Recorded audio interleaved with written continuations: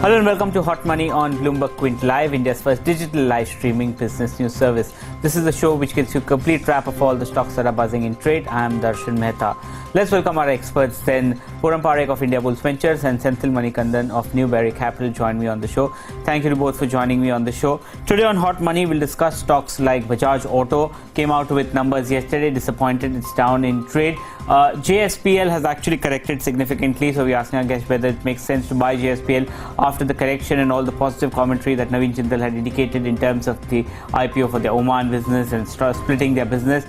Jubilant Foodworks came out with numbers yesterday. We'll analyze Jubilant Foodworks, and Bharti Airtel was up almost 10% in trade yesterday after the Airtel Africa deal. What does this deal mean for Bharti Airtel? So these are the stocks that we'll discuss. First of all, Bajaj Auto came out with numbers which disappointed the street. So Senthil, I'll start with you. Bajaj Auto, now three major auto companies are out with numbers. Bajaj Auto was the last, Eicher is left. What did you make of Bajaj Auto and comparison to the others? So I think the major focus was on the margins. So margins, I could say it was in line because since they're focusing on more on the economy segment and they've gained aggressively in the market share. So decline in margin, I could say that this is a bottoming out. Because if you look at the con call that held today, so the management's commentary on the margins is on the positive side. So one factor could be like exports forming a major chunk of their revenues. So now their exports realization is around 16 rupees. So from next year onwards, the realization is going to be on the upwards of 73 rupees. So this alone will give you a boost to the margins. On the second point is within the economy segment, currently I think the CT100 and Platina, they are the two products that they're selling. So the Platina is a better profitability segment compared to CT100, which they are seeing more growth compared to CT100. So I think the couple of products plus the sports segment, they continue to be the market leader with 40% market share, and their partnership with Triumph will come on the board. So I think keeping all these factors in line, and the market price since has corrected around 30% from the top, and if you look at the market cap is around 70,000 crores, but they have a cash of around 60,000 crores. So there is a lot of optionality embedded in the business wise. So we are quite positive on the business. Okay, quite positive. And what would your pecking order be in the two-wheeler space now? So Bajaj Auto remains a top pick in the segment. So we don't like TVS because of their inferior margins. So in iShare we are remaining neutral. So even though the stock is corrected, I think still there is a lot of negative side with respect to the margins is concerned. So we are just waiting and watching on the Eicher Motors side. Okay, so that's the view that's coming in Bajaj Auto. Forum, what did you make of Bajaj Auto's number? Yeah, so on every parameters, the revenue growth is good. The bottom line growth is also good at 10%. But yeah, only the decline is margins are not improving and it's declining, which is a known fact because they have taken a hit on the pricing side.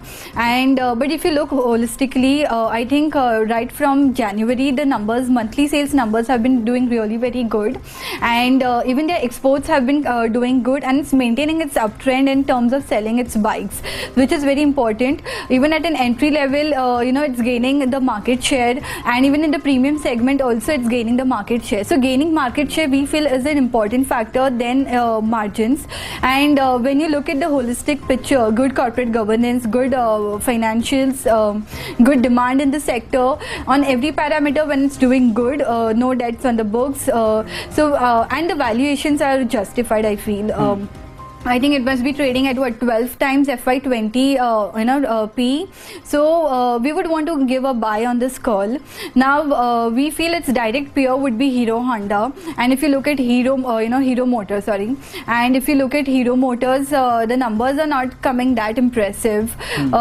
So when Bajaj is doing good on every parameter and its direct peer is not able to do good, so we would want to go with Bajaj Auto, and we can see good upside of 10% from here on. Okay, so that's the view that's coming in on Bajaj Auto, positive view that's coming in. Let's move on to the next stock, and that is Jindal Steel and Power. Has corrected significantly post it moved up post the announcements of splitting the business, diversifying, getting an IPO for the Oman unit. So a lot was said, but then metals as a pack off late hasn't been doing well. Forum, do you all like JSPL? Well, we do not have an active coverage on the stock, but I would want to comment that we would want to stay away from this kind of sectors. All these capital intensive sectors like power and metals and all, we would want to stay away because of course they have huge debts on the books and this is a higher interest rate regime era. So we would want to go for stocks which have no leverage on the books and we would want to go for those kind of sectors and stocks. And of course, Quint did show a good set of numbers for JSPL and it did show a turnaround in the stock on a yearly basis, but we would still want to confirm whether the turnaround story is continuing or not. I mean, we do not want a whipsaws, where one quarter is good and another quarter is not good. So it's like a wait and watch approach for me. Hence, I would want to have a neutral stance on the stock. Okay, and is that your view on the entire metal space as such? Are you all cautious on the entire metal space? I think we do like Vedanta if we talk about the metal space, and that is the only stock we would want to go. But something like JSPL, which is ventured into power and steel and so many capital intensive sectors, we would want to give a miss on the stock. Okay, what about you, JSPL? Would you back the stock or would you also stay away? So JSPL, like you said, last 1 year the story has been they're ramping up their capacity at Angul. So this has been their major negative factor because they have done a major capex, and I think it has come at a right point of time. Now with EBITDA realization around 10,000 rupees and Angul, if you look at the total capacity is around 8 million tons, the standalone capacity. So now their capacity utilization will be ramping up from 60-65% to upwards of 80%. So next 2 to 3 years, I think the company is going to be in the deleveraging phase, reducing their debts, because I think the entire free cash flow generation could be towards repaying of the debts and the possible IPO of their overseas business as well. So considering the factors, I think last 6-9 months, I think there is a steep correction in the stock around 30 to 40%. So on the valuation wise, if you look at the business, I could say that it's trading at around 25 to 30% below their intrinsic value. So the major overhang, I could say, is with respect to the promoters and their legal cases that they are facing. So that could be the overhang on the stock. But business wise, I think we are quite positive. Okay, so that's the view that's coming in. I think we got a full view. Senthil somehow believes that the business is good. He likes stock, but Foram believes that a Vedanta would be a better bet compared to JSPL in this space.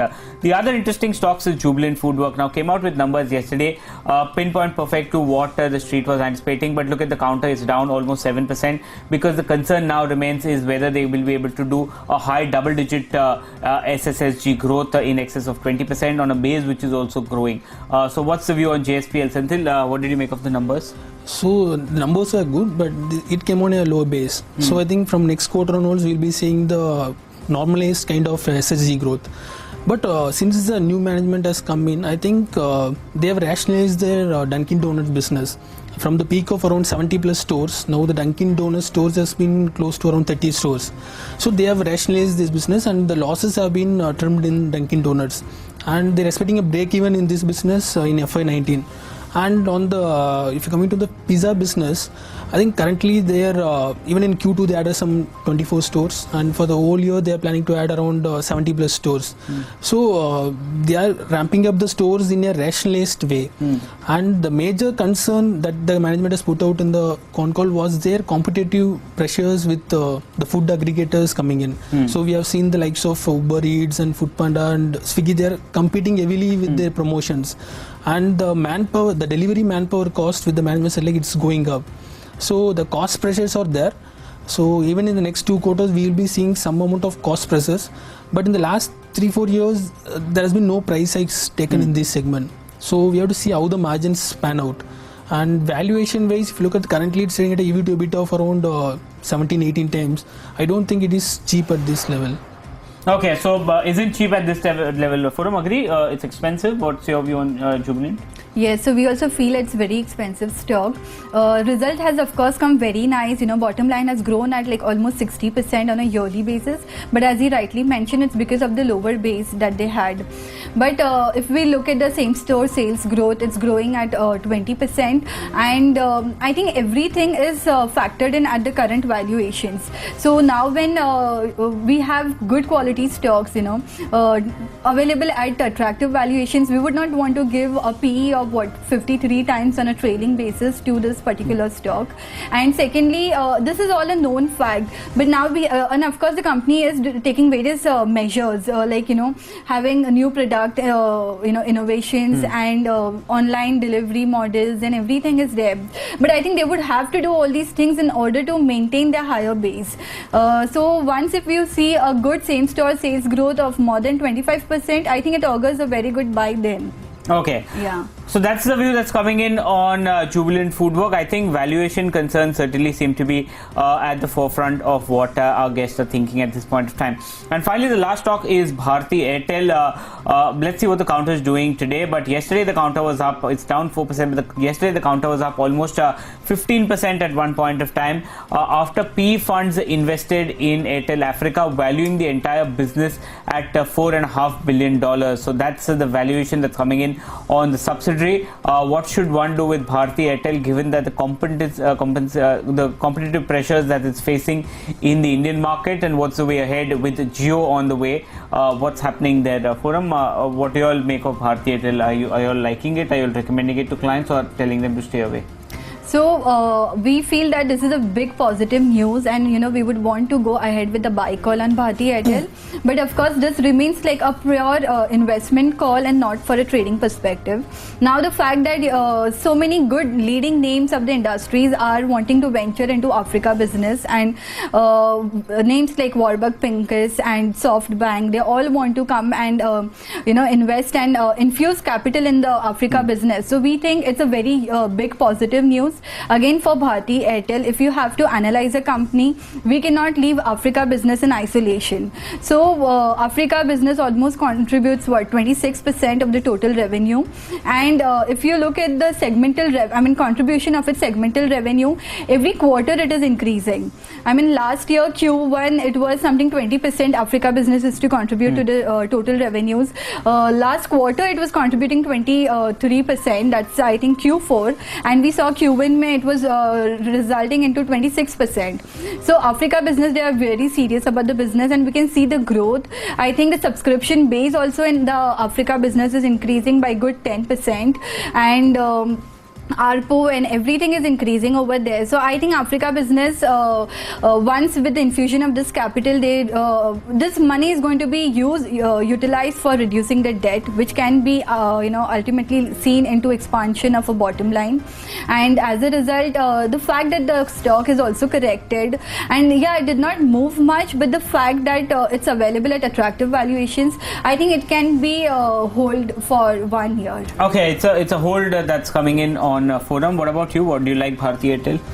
Yes, sir. Within the telecom pack, I think now we are left with only 3 major players.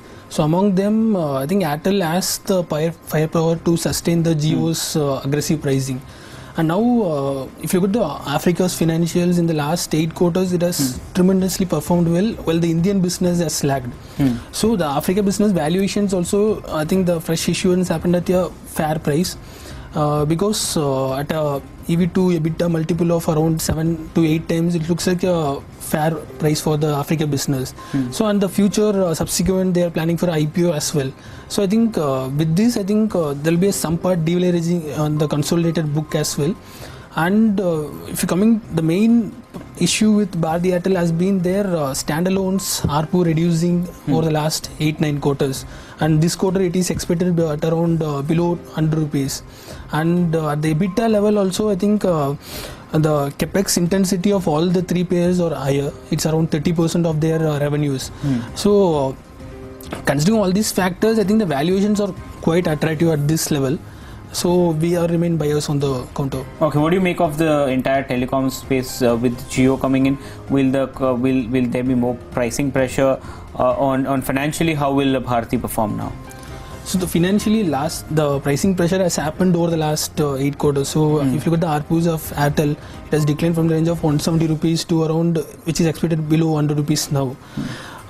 So on the space as well, I think among the 3 players, I think the weakest could be the Vodafone Idea. because we have seen in the past the mergers which have happened in the other developing markets. The combined entity took some time to get the merge synergies as well.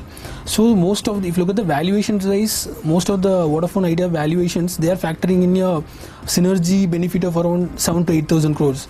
So I think this is quite bullish because we have to factor in the synergy cost, and there should be a time lag to this synergy to take effect. So on management focus and bandwidth could be more focused on this. So I think Bharti Airtel, as the firepower plus this deleveraging happening, could at least they should be able to maintain their current market share. Okay, so that's the view that's coming in on Bharti Airtel. I think valuation-wise, it's attractive and is something that I guess should either say hold or buy at this point of time. But with that, it's a wrap on today's Hot Money. Foram and Senthil, thank you so much for coming to the studio for the show today. Ask BQ comes up next. Stay tuned to Bloomberg Quint.